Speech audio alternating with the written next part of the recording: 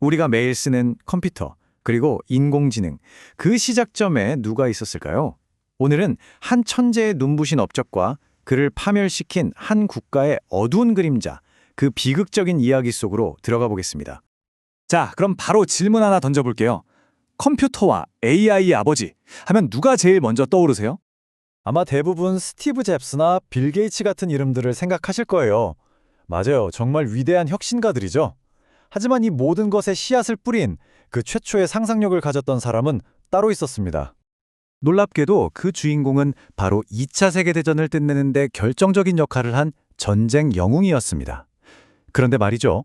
어째서 그는 영웅의 훈장이 아니라 범죄자라는 낙인을 받게 된 걸까요? 자, 이 이야기의 시작은 2차 세계대전으로 거슬러 올라갑니다. 당시 나치 독일이 자랑하던 절대 뚫을 수 없는 암호, 여기서부터 모든 게 시작되죠. 그 이름은 바로 애니그마였습니다. 이게 그냥 글자를 뒤섞는 수준이 아니었어요. 키보드를 한 번 누를 때마다 기계 속 회전판들이 돌아가면서 암호 체계 자체가 실시간으로 바뀌는, 말 그대로 살아 움직이는 암호였던 거죠. 애니그마가 만들어낼 수 있는 경우의 수가 바로 이 숫자입니다. 1580경, 1580 뒤에 0이 무려 18개나 붙어요. 당시로서는 이걸 인간의 힘으로 푼다는 건 그냥 불가능하다고 다들 생각했습니다. 이 철벽 같은 암호 뒤에 숨어서 독일 잠수함 유보트들은 늑대 때처럼 연합군 보급선을 끊임없이 공격했습니다. 보급이 끊기면 전쟁에서 지는 건 시간 문제였죠. 이 절박한 상황을 해결하기 위해 영국 정부가 비밀리에 당대 최고의 천재들을 모은 곳이 바로 블레칠리 파크입니다. 바로 그곳에 정말 모두의 예상을 깬 한 남자가 나타납니다. 찻잔 도둑 맞을까봐 라디에이터에 쇠사슬로 묶어놓고 꽃가루 알레르기 때문에 방독면 쓰고 자전거 타던 괴짜 수학자. 네, 바로 앨런 튜링이었죠. 근데 스나이츠 튜링의 생각하는 기계라는 아이디어는 사실 아주 깊은 슬픔에서 시작됐어요. 10대 시절 그의 첫사랑이자 유일한 지적 동반자였던 크리스토퍼가 갑자기 세상을 떠났거든요. 튜링은 평생을 고뇌했습니다. 그의 정신, 그의 지능이 그냥 뇌와 함께 사라져버린 걸까? 아니면 어딘가에 저장할 수는 없을까? 이 절절한 질문이 바로 인공지능의 철학적인 출발점이 된 겁니다. 튜링의 천재성은 완벽해 보이던 애니그마의 치명적인 약점을 간파한 데서 폭발했습니다. 그는 기계의 논리적인 허점과 그걸 사용하는 인간의 습관, 이 두 가지를 동시에 파고들었죠. 그리고 결론을 내립니다. 기계는 기계로 잡아야 한다. 여기서 크립이라는 개념이 핵심입니다. 독일군 통신병들이 매일같이 보내는 날씨 맑음이나 하이 히틀러 같은 뻔한 단어들 있잖아요. 암호물 속에 숨어있을 바로 이 평범한 단어 조각. 이게 바로 1580경이라는 거대한 벽을 무너뜨릴 작은 틈새였던 겁니다.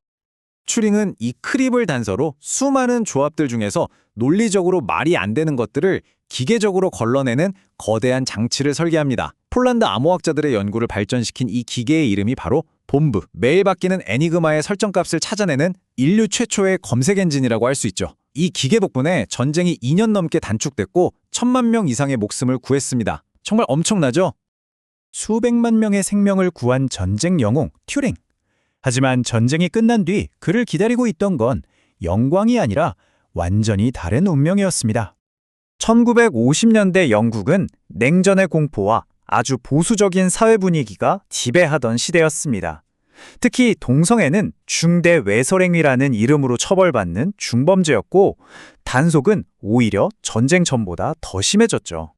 비극은 정말 어이없는 사건에서 시작돼요. 1952년에 튜링 집에 도둑이 들어서 경찰에 신고를 하거든요. 근데 조사 과정에서 자신의 동성연인 관계를 솔직하게 털어놓습니다. 바로 그 순간 경찰의 수사 방향이 강도 사건에서 튜링의 동성애 혐의로 바뀌어버립니다. 결국 법정에선 튜링에게 국가가 제시한 선택지는 두 가지였습니다. 감옥에서 2년을 살거나 아니면 호르몬 주사를 맞는 화학적 거세를 당하거나 나라를 구한 영웅에게 정말 잔인한 선택을 강요한 거죠. 이 표를 보면 앨런 튜링의 삶이 얼마나 기가 막힌 역설이었는지 알 수 있습니다. 인류의 미래를 바꾸는 위대한 업적을 이뤄낼 때마다 그를 범죄자로 규정하는 시대의 법이 바로 옆에 있었던 거죠. 결국 국가는 가장 중요한 비밀을 아는 천재를 그의 사생활 때문에 안보 위협 인물로 취급하는 비극을 낳고 맙니다. 1년간의 끔찍한 치료가 끝난 후 튜링의 삶은 마지막 비극을 향해 달려갑니다. 그리고 그의 죽음은 또 하나의 풀리지 않는 암호를 남겼죠. 그의 침대 옆에서 한입 베어문 사과가 발견됐거든요. 이 비극적인 이미지가 아주 유명하고 또 로맨틱한 오해를 낳았습니다. 바로 애플 컴퓨터의 로고가 튜링을 기리기 위한 것이라는 이야기요. 정말 멋진 이야기지만 이건 사실이 아닙니다.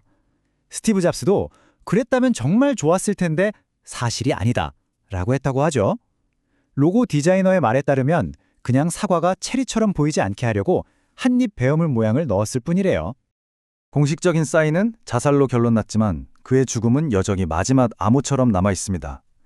평소 화학 실험을 좀 허술하게 했던 그의 부주의 때문에 일어난 사고사라는 주장도 있고 국가 기밀을 너무 많이 알아서 정보기관이 제거했다는 암살설까지. 아마 우리는 영원히 진짜 진실은 모를지도 모릅니다. 하지만 앨런 튜링의 이야기가 그저 비극으로만 끝나지는 않았습니다. 그의 죽음은 수십 년이 지나서 영국 사회가 자신들의 과오를 돌아보는 아주 중요한 계기가 되었으니까요.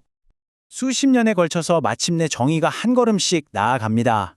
정부가 공식적으로 사과하고 여왕이 특별 사면을 내렸고 마침내 2017년에는 앨런 튜링 법이 통과됩니다. 한 개인의 억울함을 풀어주려던 이 움직임이 튜링처럼 고통받았던 수만 명의 명예를 회복시키는 위대한 변화로 이어진 거죠. 앨런 튜링은 우리에게 기계가 생각할 수 있는가? 라는 질문을 던졌습니다.